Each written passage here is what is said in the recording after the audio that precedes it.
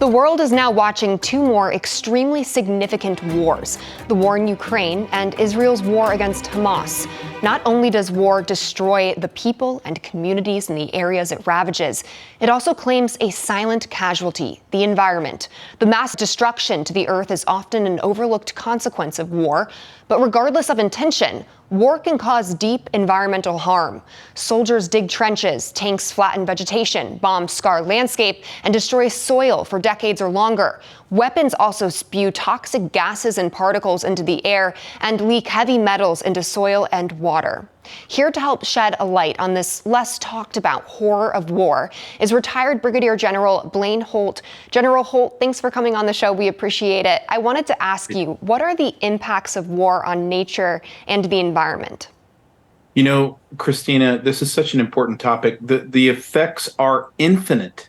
And we always look at getting to the peace place or conflict resolution, but that's when real work starts to begin, because there are so many people that have died from the environmental effects after the war is long gone and done.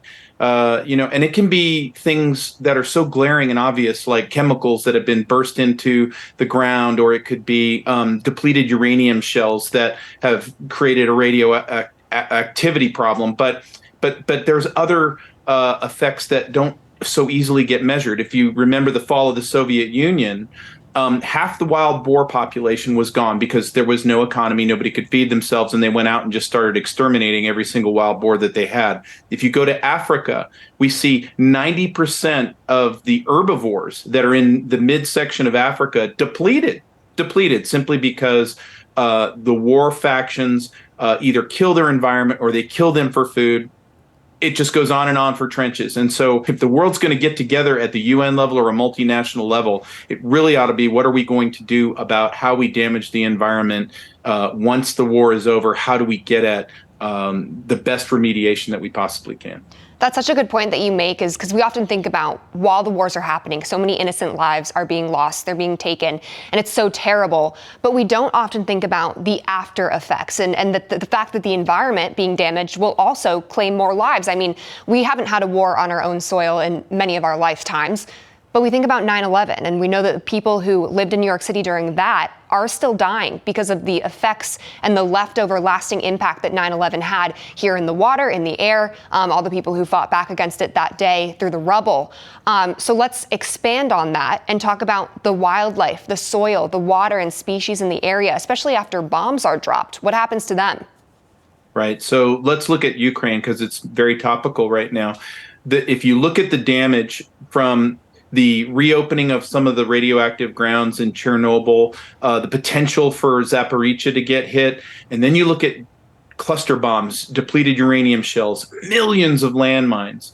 What Ukraine will be dealing with afterwards is a lack of food. They'll be dealing with water that's undrinkable. They'll be dealing with stillborn death rates as a result of that, cancer rates that are soaring out of control.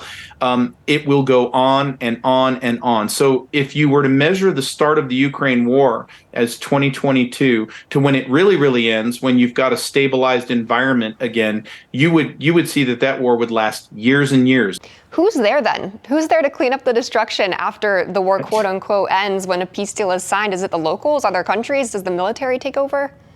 Yeah, oftentimes it's the countries and the municipalities themselves that are left holding the bag. But quite honestly, this isn't a politically attractive subject for anyone after the war is over. So you don't see the UN standing up and saying, how are we all going to contribute to a global fund for war cleanup? So to your point, there is no centralized place. It's not in our psyche as a process that, oh my gosh, we've been to war, it was horrific, but we've got work to do now. And maybe if we actually centered on doing that work, there'd be more of a deterrent to having future wars. Obviously, we do want to be very clear that human life lost is the greatest tragedy of war. In no means are we trying to diminish that pain and suffering of those who are truly enduring the horrors of war currently. But do you think the effects on the environment are often ignored? I mean, the earth and everyone on it, as we've been saying, will suffer for years to come as a result of these conflicts that are even thousands and thousands of miles away from home. No, that's exactly right. The ecosystem gets damaged when we have these big wars. And then God forbid that we would ever have a full up nuclear exchange, we understand where that goes, and likely it goes to the ultimate bad place. But what we don't do is we never account for the true costs of war. And what I love about your show is that you're examining a significant cost imposition to humanity from having these wars. It doesn't mean we can eliminate the wars, but it does mean that we ought to calculate what is that damage going to be going forward, and how do we address it. Absolutely. Very true. Brigadier General Blaine Holt, thank you so much for coming on the show, for sharing your expertise. Great to be with you.